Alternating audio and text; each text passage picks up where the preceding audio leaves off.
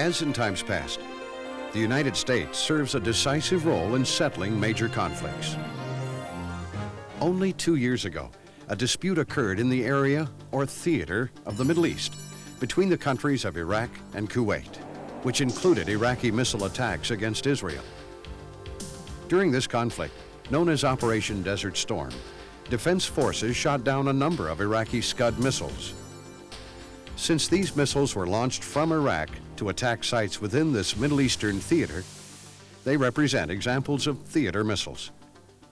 In an attempt to protect people, buildings, and equipment from attack by these theater missiles, the United States used modified Patriot anti-aircraft missiles to intercept and destroy many of these Scuds before they reached their intended targets. Unfortunately, the Scud missile is only one example of many different theater missiles. More and more countries are developing or buying theater missiles. These newer missiles travel further, are faster, more accurate, and can carry a variety of destructive warheads. Many of the newer theater missiles can now travel more than several hundred miles to hit a target. Because these new theater missiles are faster, more deadly, and can travel farther, the United States must develop and test improved defensive missile interceptors to protect U.S. troops, as well as U.S. friends and allies, against theater missile attacks from long distances. The tests would involve missile-to-missile intercepts over existing ranges or open sea areas. The U.S. Army proposes to conduct the necessary flight tests using existing ranges as well as proposed off-range launch locations. Approximately 100 actual flight tests would be performed between 1994 and 2000. However, not all tests would be conducted at a single test range. Off-range launch locations may include land and sea-based launch sites. These are examples of the type of interceptor missiles. A typical interceptor missile system would include a radar, a launch control station, and a missile launch station.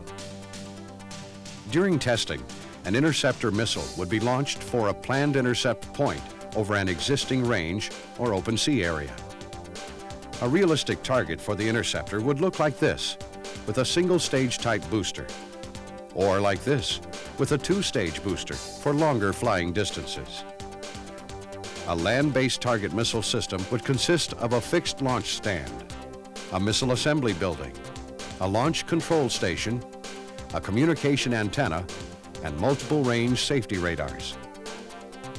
This is an example of a sea-based target missile system, which could include a launch stand, a missile shelter, and a communication antenna.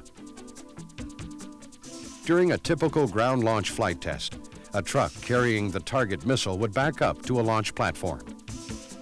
The target missile would be placed in launch position.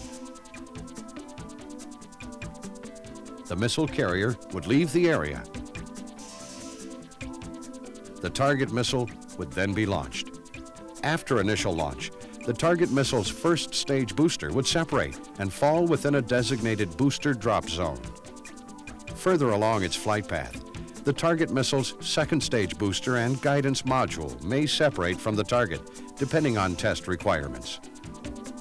Should the separation be required, the second stage booster and guidance module would then fall within the existing range or open sea area. At the appropriate time, tracking radars would detect the incoming target and an interceptor missile would be launched. The interceptor missile would hit the target missile, destroying it. During a sea-based launch, a single-stage target missile would be launched from a ship or sea-based platform. For both land and sea range tests, range safety personnel would use radar to monitor the missile's flight path to maintain control of its progress. Should the missile change course, range safety personnel would terminate its flight. The U.S. Army proposes to test at one or more of the following 4 test range locations: Western Range, California; Kwajalein Missile Range, Republic of the Marshall Islands; Eglin Air Force Base, Florida; and White Sands Missile Range, New Mexico. For the Western Range, consisting of Vandenberg Air Force Base, San Nicolas Island of the Naval Air Warfare Center, Point Mugu, and San Clemente Island of the Naval Air Station North Island, San Diego. Potential intercepts of sea-launched targets would occur over the ocean, with interceptor missiles launched from either Vandenberg Air Force Base, San Nicolas Island, or San Clemente Island off the California coast. Also proposed are missile launches from Vandenberg Air Force Base, which would impact on San Clemente Island. For the Kwajalein missile range in the mid-Pacific, target missile launches would originate from either the Kwajalein Atoll, Wake Island, or from a ship. Interceptor missiles launched from either Kwajalein Atoll or Wake Island would intercept target missiles over the ocean. For the Eglin Air Force Base alternative in Florida, potential intercepts of sea-launched targets would occur over the Gulf, with interceptor missiles launched from either Santa Rosa Island or Cape San Blas. And for White Sands Missile Range in New Mexico, targets would be launched from either the Green River Launch Complex in Utah or Fort Wingate, New Mexico, with intercepts occurring over the existing range.